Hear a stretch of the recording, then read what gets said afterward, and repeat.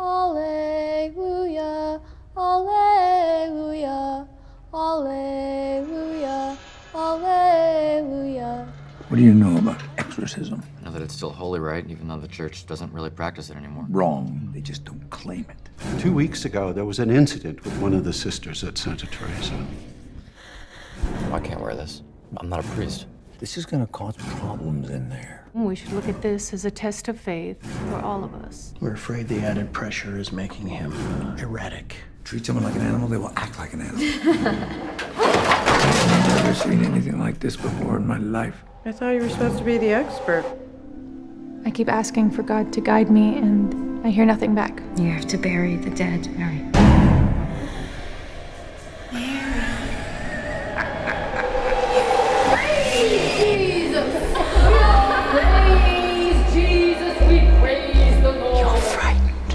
He who commands you! You don't have the luxury to be frightened.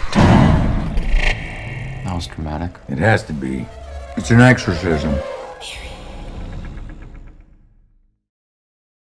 Hello, everyone. Welcome to Cherry the Geek TV. My name's Joe Venorni. Mickey Reece is a rising voice in the world of independent film.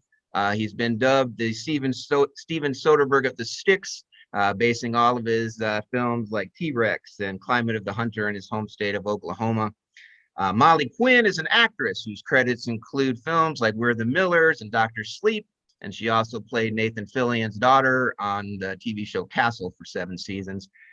They've now joined forces. Mickey is the co-writer and director, and Molly is the executive producer and star of the new film Agnes, which is having its world premiere at the Tribeca Film Festival Saturday, June 12th, as part of their Tribeca at Home series. Mickey, Molly, welcome to Cherry the Geek TV. Hello. Happy to be here. We will start with Mickey. We've seen the trailer for the film. On the surface, it's nuns, a demonic possession story, exorcism story. But there's a lot more to the film than that. When people talk to you and you're describing the film, you say, "Hey, I've got this new film, Agnes," and people say, "What's it about? Tell me about the film." How do you describe the film? Well, it's very simple. It's about some strange going-ons in a convent, and a priest and his neophyte who are sent to kind of research it, and then who knows what's going to happen there. Hilarity ensues. Tell me about the genesis of the film. How did you come up with the concept, and what were your thoughts about it as you were developing it and filming it, and what was your vision for it? Yeah, so it was very the imagery came first of just kind of wanted to create these kind of Renaissance paintings with these nuns, and I found them to be obviously nuns are very like visually striking, so that was kind of the motivation behind it all. And then writing it was me and my co-writer John Selvage. We kind of mapped out a good outline of stuff that which is really the main thing. If I'm gonna put my all into it and direct a movie, I have to like figure out what the outline is, like scene by scene. And then John, my co-writer, John Selvage, he he's very literary, very layered screenwriter that kind of came in and added the more Catholic elements, because he is grew up Catholic, so he had a lot of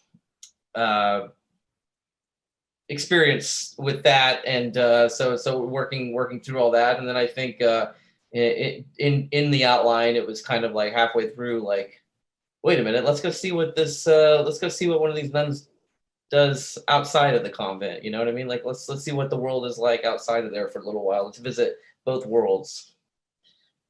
And Molly, how did you get involved with the film? You're both the star of and you're the executive producer. Did one come before the other? Were you approached to start and then said, "Hey, I have a production company, I want to produce this," or was the production company in place first and then you said, "Hey, I want to star in this"?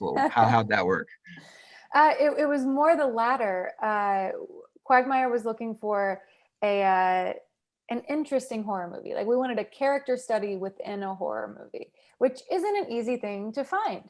And we were partnered with Divide Conquer on another film. And as I was talking to them about it, they said, well, we just produced this movie called Climate of the Hunter. How about you guys give it a watch, and then we'll send you his next script. So we all watched the film. We're amazed at what Mickey was able to do and how great his crew was and his actors as well.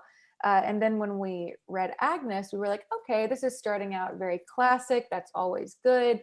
And whoa, it takes this crazy turn. Like we're just out, we're gone. But at the same time, this demonic presence is still with us. It's following this poor girl like a shadow. So we were very attracted to the story. We were very attracted to Mickey.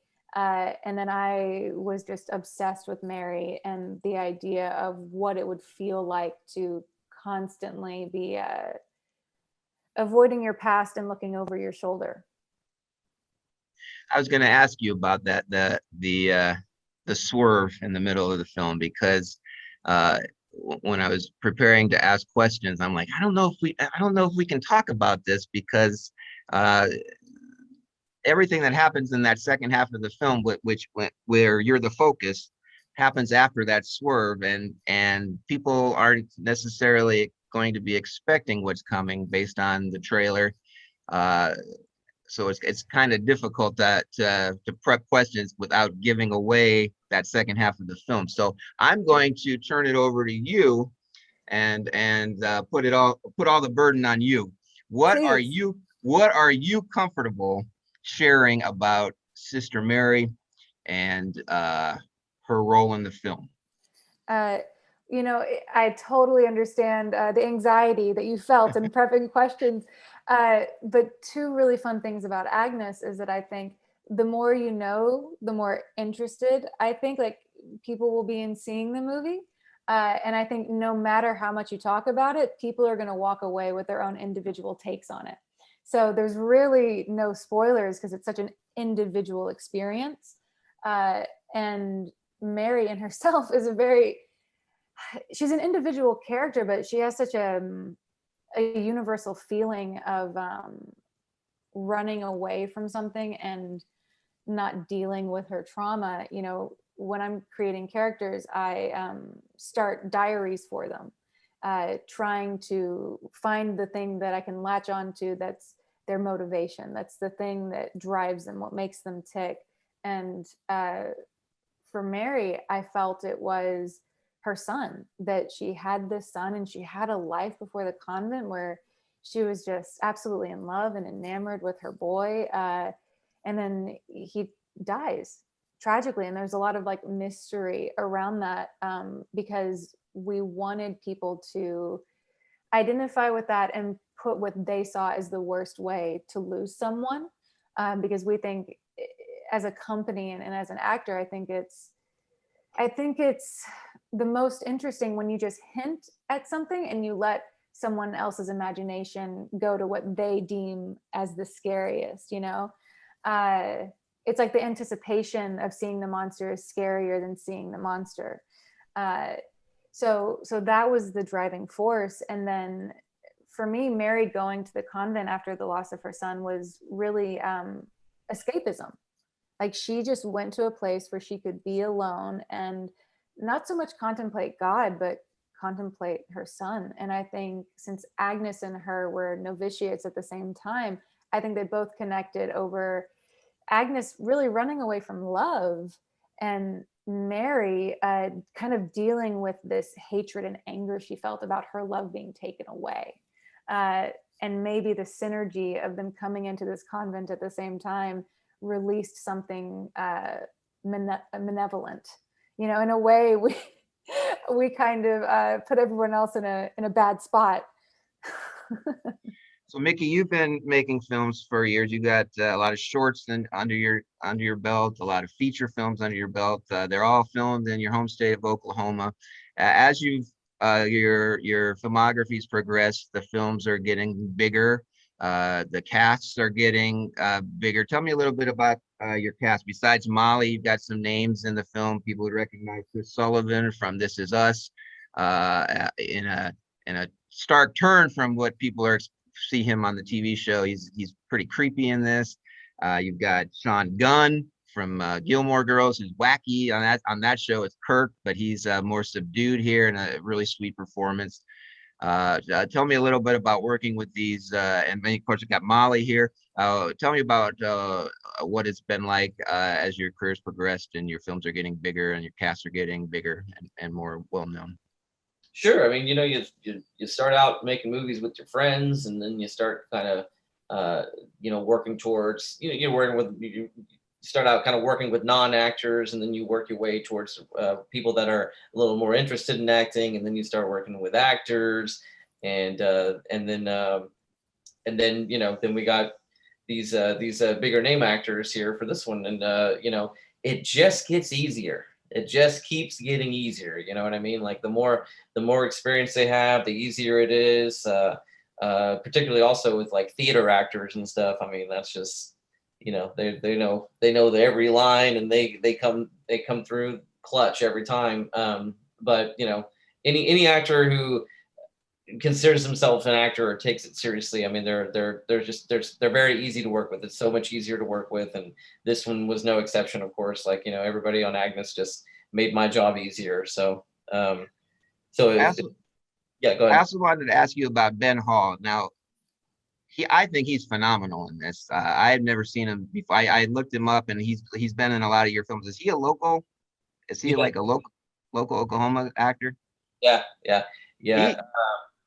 He's amazing. Hollywood, if you're watching this, look up Ben Hall. Sign him up, because this guy's just amazing. My agents already want to sign him. Like the first person my agent said was like, "Hey, this Ben Hall guy, what's he up to?" And I was like, "Chris, you got it. He's the best in the biz."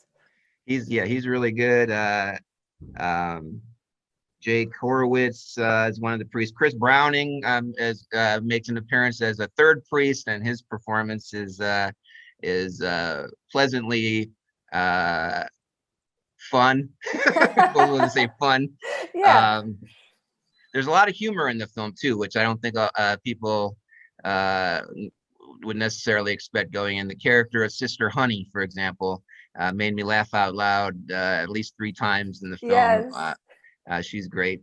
We're about time to wrap it up here. I just want to ask you, the film wrapped before the pandemic hit, is that correct? Yes, January 2020. Thank God.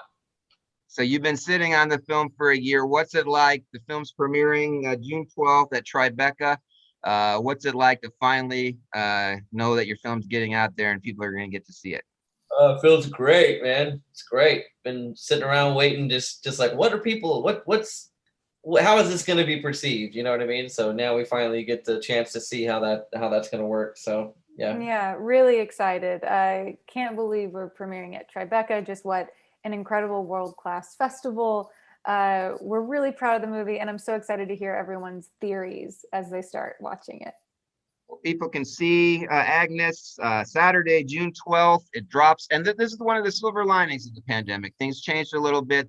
This year they're doing a hybrid festival. So they got the in-person festival, but Agnes is one of the selections for the Tribeca at home. So you can get online. Anybody, you don't have to go to New York. That's one of the benefits. You can go online, pay $15. Watch Agnes from the comfort of your own home, or you can buy one of the at-home passes for $150 and see Agnes plus many other great films. So check it out. Agnes, Saturday, June 12th, Tribeca at home. Mickey, Molly, thank you so much for joining us today on Cherry the Geek TV. Thank you. Thank you so much. Thanks for having us. You're welcome. Take care.